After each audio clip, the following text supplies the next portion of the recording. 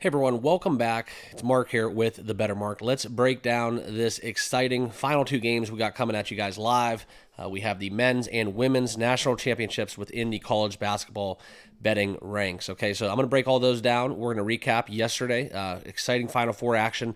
Very profitable night for that matter. And let's get down into the picks. We'll recap yesterday's plays, and I'll give you guys my thoughts towards these big games that are going to be upcoming here in the next coming days. So make sure you guys all subscribe down below. Smash that like button as well. If you have not yet joined us here on the channel, appreciate you guys. You're all welcome. And please absolutely subscribe down below.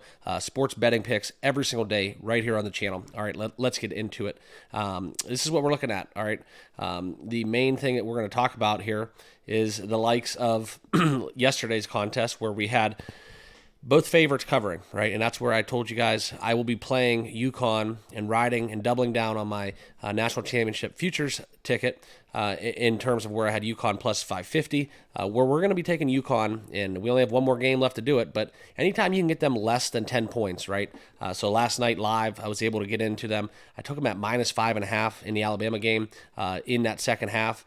Extremely good value, I think, when they really just go on that run, and it can be unanswered for tens of points sometimes against these opponents. You got to remember the Illinois game. UConn started that second half with a 30-0 run. I think it was maybe 30-2 run. So the Huskies are definitely the class within college basketball, and I think this is just going to be too tall of a task for the Boilermakers to overcome. So you can kind of see where I'm going with this one. We're going to give you guys my official play and breakdown within that pick. Okay, but first, let's get down into some business. If you guys don't use OddsJam, you need to check it out. All right, use my link down below. That's where you guys will all get 35% off your first month or annual plan, whichever one you elect.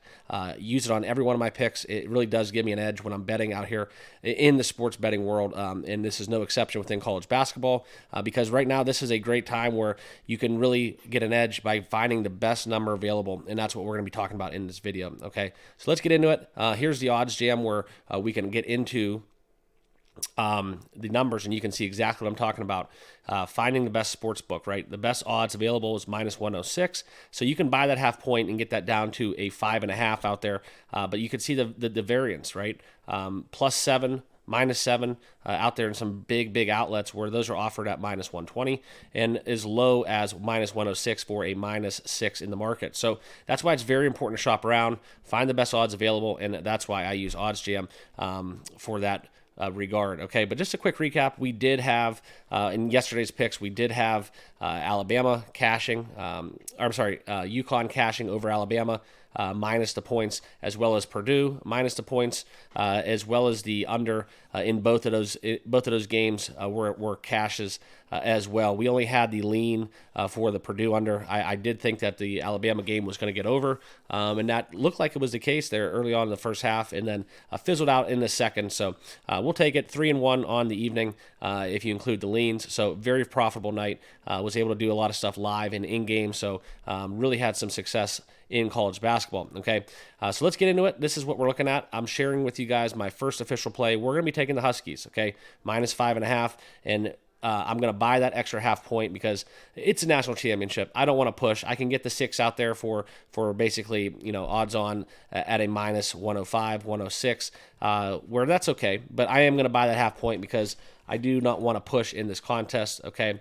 And that's where we're seeing UConn winning and covering 8 in a row within these NCAA tournament games by at least 13 points. So even looking at the alt market, right, if you can even take a plus number, get UConn over that, even like a minus 9.5, minus 10.5, I'm not opposed to it. I respect that if you guys want to go a little bit daring and a little more risky with some more value because that's just my handicap. I see UConn winning this one by double digits as well. So it's going to be interesting seeing Klingon and Edey going at it down low. I don't think he has the athleticism to keep up with Klingon. In my opinion, Klingon is going to be the better pro as well. And I do like for UConn's guards to get out there and just run laps around Purdue. A little bit more athletic, a little bit more depth coming out from the Huskies.